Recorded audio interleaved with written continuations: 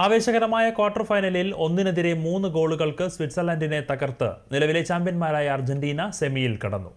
High voltage semi ഫൈനലിൽ ഇംഗ്ലണ്ടാണ് അർജന്റീനയുടെ എതിരാളികൾ. ചാമ്പ്യൻ ടീമിനെതിരെ അതിശക്തമായ ആക്രമണങ്ങൾ അഴിച്ചുവിട്ട് മൈതാനം മടക്കി ഭരിച്ചെങ്കിലും അവസരങ്ങൾ ഗോളാക്കി മാറ്റാൻ കഴിയാതെ വന്നപ്പോൾ സ്വിറ്റ്സർലൻഡിന് പരാജയം. നിശ്ചിത സമയത്തും എക്സ്ട്രാ ടൈമിന്റെ ആദ്യ പകുതിയിലും ഇരു ടീമുകളും 1-1 എന്ന സമനില പാലിച്ചതോടെ മത്സരം പെനാൽറ്റി ഷൂട്ടൌട്ടിലേക്ക് നീങ്ങുമെന്ന് കരുതിയ ഘട്ടത്തിലാണ് ജൂലിയൻ അൽവാരസിന്റെ കിഡിലൻ ലോങ് റേഞ്ചർ സ്വിസ് വലയിലേക്ക് പറന്നിറങ്ങിയത്. കളിതരം 8 മിനിറ്റ് മാത്രം ബാക്കി നിൽക്കുകയായിരുന്നു അൽവാരസിന്റെ മിന്നും ഗോൾ മടക്കാൻ സ്വിസ് പടനീക്കം ശക്തമാക്കിയതിന് പിന്നാലെ ഒരു പ്രത്യാക്രമണത്തിലൂടെ ലൗട്ടറോ മാർട്ടിനസ് മറ്റൊരു ഗോൾ കൂടി നേടി ടീമിന്റെ സെമി പ്രവേശനം ഉറപ്പാക്കി. കളി തുടങ്ങി 10-ാം മിനിറ്റിൽ തന്നെ ക്യാപ്റ്റൻ ലയണൽ മെസ്സി എടുത്ത മനോഹരമായ കോർണർ കിക്ക് കൃത്യമായ ഒരു ഹെഡറിലൂടെ അലക്സിസ് മാക് അലിസ്റ്റർ സ്വിസ് വലയിലെത്തിച്ചപ്പോൾ മത്സരം അർജന്റീന തൂക്കുമെന്ന പ്രതീതി ഉണ്ടായി.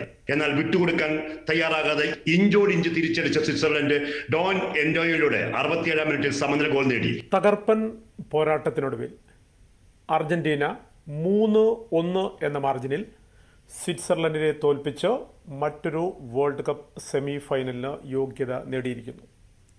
ഗംഭീരമായിരുന്നു. അധിക സമയം അല്ലെങ്കിൽ 120 മിനിറ്റ് വരെ നടന്ന പോരാട്ടമെന്ന് പറഞ്ഞാൽ തുടക്കത്തിൽ അല്പം മങ്ങിയെങ്കിൽ പിന്നീട് രണ്ടാം പകുതി മുതൽ നമ്മൾ കണ്ടത് അതിഗംഭീര പോരാട്ടമായിരുന്നു. മാർക്ക് നമ്മൾ സ്വിറ്റ്സർലൻഡിനും കൊടുക്കണം. കാരണം 72 മിനിറ്റ് മുതൽ അവർ 10 പേരായി ചുരുങ്ങിയിരുന്നു. 10 പേരായി ചുരുങ്ങിയിട്ടും കളി അവർക്ക് അധിക സമയത്തേക്ക് കൊണ്ടുപോകാനായി എന്നുള്ളത് അവരുടെ കരുത്തിനുള്ള തെളിവ് കൂടിയാണ്.